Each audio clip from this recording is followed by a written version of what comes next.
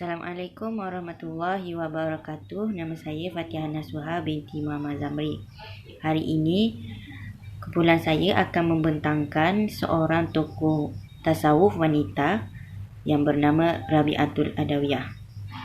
Seperti yang kita tahu, Rabi'atul Adawiyah adalah antara tokoh yang diabadikan dalam sejarah sebagai contoh wanita yang mendapat tempat tertinggi di sisi Allah.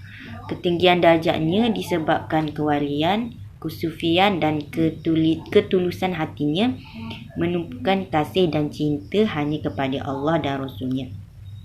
Sifat takwa dan zuhud yang dimiliki juga merupakan sebuah pencapaian yang telah mengangkat kedudukannya menjadi seorang wanita yang mulia, malah wanita lain tidak boleh mendapatkannya. Seterusnya saya akan pergi ke biografi Rabi'atul Adawiyah. Rabi'atul Adawiyah atau nama sebenar beliau Al-Khair binti Ismail Al-Adawiyah telah tergolong dalam senarai wanita sufi yang terkenal dalam sejarah Islam. Beliau dilahirkan sekitar awal kurun kedua Hijrah, iaitu pada tahun 1999 Hijrah bersamaan dengan 717 Masihi, berhampiran dengan kota Basrah di Iraq, dan meninggal dunia di kota itu juga pada tahun 185 Hijrah bersamaan dengan 801 Masihi. Beliau lahir dalam sebuah keluarga yang miskin dari segi kebendaan, namun kaya dengan ibadah kepada Allah. Seterusnya, semasa beliau kecil, beliau hidup seperti kanak-kanak yang biasa yang selalu bermain dan sebagainya. Tetapi ada yang menyatakan bahawa kebijaksanaan Rabi'atul Adawiyah sudah tercerlah sejak beliau kecil lagi. Diceritakan bahawa Rabi'ah Adawiyah menghafal Al-Quran pada usia 10 tahun. Rabi'ah sering dibawa beribadat dan bermunajat oleh ayahnya sejak kecil di masjid yang berdekatan dengan pinggiran kota Basrah. Seterusnya adalah seperti yang kita tahu, tidak banyak catatan tentang keluarga Rabi'atul Adawiyah. Antara yang tercatat dalam kitab-kitab ialah Rabi'atul Adawiyah telah dididik oleh bapanya untuk menjadi muslimah yang berjiwa bersih. Pendidikan yang diberikan oleh bapanya kepada Rabi'atul Adawiyah adalah bersumberkan Al-Quran. Kesannya, Rabi'ah berjaya menghafal Al-Quran dan menghayati isi kandungannya. Sejak kecil lagi, Rabi'ah sememangnya berjiwa halus serta mempunyai keyakinan yang tinggi dan keimanan yang mendalam. Namun, menjelang kedewasaannya, kehidupannya menjadi sempit dan susah. Keadaan itu semakin buruk setelah ibu dan ayahnya meninggal dunia. Rabi'ah juga tidak terkecuali daripada ujian Allah untuk membuktikan keteguhan imannya.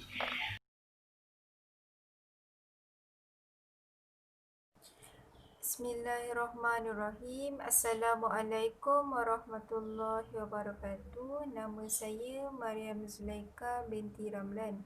Jadi pada hari ini saya akan menerangkan terlebih dahulu apa yang dimaksudkan dengan tasawuf. Tasawuf adalah salah satu bentuk mistisism. Kata tasawuf mula diperkatakan sekitar abad kedua Hijrah yang disebut sebagai suf atau wulkasa. Manakala daripada sudut tasawuf Islam, perkataan tasawuf telah didefinisikan dengan banyak takrifan. Yang pertama, tasawuf ditakrifkan sebagai bulu kerana berasal daripada perkataan suf. Yang kedua pula, tasawuf bermakna saf atau barisan. Yang ketiga, tasawuf bermakna sufi, iaitu golongan yang membersihkan hati dan jiwa nurani mereka daripada segala kekotoran.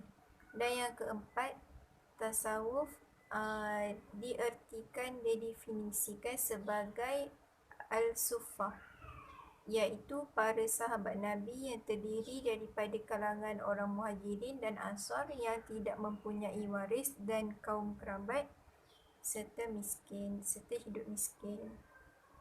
Tasawuf bersifat subjektif kerana setiap orang yang mengalaminya mempunyai penghayatan yang berbeza. Akan tetapi Ibrahim Bashuni telah mendefinisikan tasawuf dan definisi Ibrahim Bashuni ini dianggap sebagai sesuatu yang lebih tepat daripada segala istilah tasawuf yang lain yang ada. Ibrahim Bashuni telah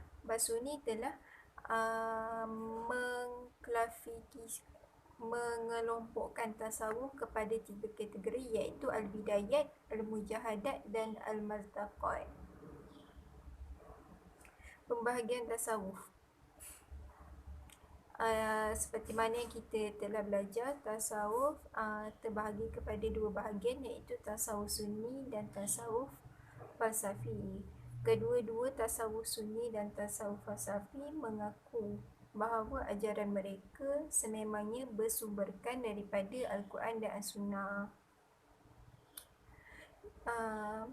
Walaupun tasawuf ini lebih menumpukan kepada pembersihan hati ataupun dalaman, namun para pengamal tasawuf tidak boleh sama sekali meninggalkan amalan-amalan lahiriah yang telah disyariatkan oleh Allah Subhanahu wa Ta'ala. Dan antara ahli sufi sunni yang terkenal ialah Rabi'atul Adawiyah, Al-Ghazali, Imam Al-Junaid Al-Baghdadi, Imam Al-Qushairi. Tasawuf falsafi sangat berbeza dengan tasawuf sunni kerana tasawuf falsafi telah mengambil istilah daripada Greek, daripada ajaran Parsi, Hindu dan Kristian, sehingga akhirnya menyebabkan tasawuf hampir hilang keasliannya kerana telah mengambil istilah yang luar daripada agama Islam itu sendiri. Dan istilah tasawuf falsafi, pencapaian rohaninya diungkapkan dengan ungkapan falsafah, yang mana ungkapan tersebut sangatlah mengelirukan bagi orang awam. Sebagai contoh, wahdatul wujud, sekiranya orang awam memahaminya secara zahir atau secara luaran saja, maka pasti orang awam akan sudah tersilap kefahaman dan menyebabkan mereka mensyirikkan Allah. Ungkapan-ungkapan ini disebut sebagai syatahat sufiyah ataupun datahan sufi. Datahan sufi inilah yang menghasilkan pelajaran seperti wahdatul wujud, ittihad dan hulul. Itu saja daripada saya. Sekian, terima kasih. Assalamualaikum warahmatullahi wabarakatuh. Saya Intaliana binti Nur Rahmat, E163-227. Okay, sekarang saya akan menerangkan mengenai pandangan tasawuf Rabi'atul Adawiyah. Okay, Rabi'atul Adawiyah ialah seorang ahli sufi dan ahli ibadah yang terkenal. Dia telah menguasai tasawuf dengan mendalam. Malah ramai para pembesar sufi pada zamannya meminta fatwa daripadanya. Sufyan As-Sawri berkata, kami disarankan agar berguru dengan seorang pengajar, dan aku tidak mendapatkan seorang yang dapat membuat hatiku tenteram bila aku tidak lagi belajar dengannya. Ketika Sufyan As-Sawri berada di hadapan Rabi'ah, beliau berkata, duhai betapa sedihnya. Rabi'ah pula berkata, jangan berdusta, katakanlah kesedihanmu hanya sedikit. Seorang orientalis berpendapat bahawa Rabi'atul Adawiyah adalah seorang zuhud. Bahkan Rabi'atul Adawiyah merupakan pengikut Hasan Al-Basri. Kezuhudannya melampaui kaum sufi sehingga Rabi'ah melakukan lebih banyak kewajipan agama dalam akidah dan perbuatan sehariannya. Ketika Rabi'ah masih kecil, dia telah kehilangan kedua ibu bapanya. Kesemua kakaknya bersedih atas pemergian ibu bapa mereka. Namun, Rabi'ah tetap bersahaja dan redha akan pemergian mereka, sehingga kakaknya menyoal Rabi'ah, adakah dia tidak mencintai ibu bapa mereka, sedangkan Rabi'ah merupakan anak yang paling ibu bapa mereka sayang. Rabi'ah berkata bahawa saya tetap mencintai kedua ibu bapa, namun tiada kecintaan yang mengatasi kecintaanku terhadap kekasihku, yakni Allah. Setelah jawapan telah diberikan oleh Rabi'ah, kakak mereka berasa sedikit lega dan mengagumi akan adiknya. Pada satu hari, tempat tinggal mereka iaitu Basrah telah mengalami kemarau. Penduduk Basrah semuanya berubah daripada zuhud kepada kedekut dan mematikan diri mereka disebabkan bekalan makanan tidak mencukupi. Malah para pedagang mula menaikkan harga dagangan mereka disebabkan permintaan yang tinggi. Sehingga kan terdapat beberapa orang menjual kanak-kanak kecil di tengah pasar. Ketika Rabi'ah keluar mencari makanan, dia telah diculik oleh sekumpulan penjahat. Namun apa yang memanjakan Rabi'ah adalah dia sama sekali tidak menangis bahkan menjerit. Tetapi dia tetap tersenyum kepada penjahat tersebut sehingga mereka berasa hairan dengan Rabi'ah. Ketika itu sempat Rabi'ah mendoakan penculik itu walaupun dia telah melakukan sedemikian. Rabi'ah telah dihantar ke rumah sepasang suami isteri untuk dijadikan sebagai juariah, yakni hamba ataupun pembantu. Namun majikannya telah melayan Rabi'ah dengan begitu teruk dan kejam sehingga pada satu hari si suami tidak berasa selesa kerana memperlakukannya sebegitu rupa. Dan secara senyap, si suami telah pergi ke bilik Rabi'ah untuk melihat apa yang sedang berlaku. Apa yang Rabi'ah melakukan.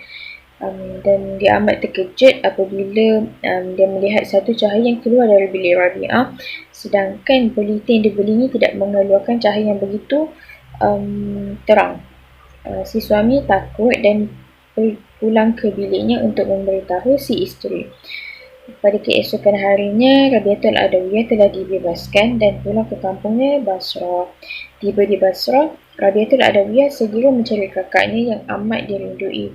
Dia juga ada bertanya kepada jiran-jiran jika ternampak kakaknya. Namun kakaknya telah lama mencari Rabi'ah di merata tempat. Kemudian, Rabi'ah berjalan menuju pondok usang yang telah dibina oleh ayah mereka. Sempat juga Rabi'ah mengemas serba-serbi untuk tinggal di situ. Tiba-tiba dia terfikir sejenak bagaimana dia hendak menjalani kehidupan jika dia tak ada sumber makanan. Lalu dia pergi ke bandar untuk mencari pekerjaan yang makin mendekatkan diri kepada kekasihnya, yakni Allah. Lalu dia pergi ke majlis zikir dengan bermain seruling dan mengalunkan suaranya yang merdu. Namun sebelum itu dia telah mendapatkan beberapa pendapat daripada ulama-ulama berkenaan niatnya sebelum dia memulakan pekerjaannya. Samping itu, dia juga dikenali sebagai ahli fiqh dan ahli tauhid. Rabi'atul Adawiyah bukan sahaja bukan sahaja mampu menarik ramai orang supaya lebih mencintai Allah, malah dia juga tergolong dalam kalangan ulama-ulama Basrah. Kejernihan hati serta ketekunannya menyebabkan ilmu-ilmu dipelajari begitu senang untuk dipahami. Rabi'ah juga dikenali sebagai seorang yang selalu menangis, sehingga kan pada satu hari ada seorang membaca ayat Al-Quran di sisinya yang menceritakan mengenai api neraka. Lalu Rabi'ah menangis. Samping itu Rabi'ah juga rajin melakukan solat malam. Ketika fajar mulai terbit di sebelah timur, Rabi'ah duduk dengan tenang di tikar sejadahnya hingga matahari mula menampakkan sinar.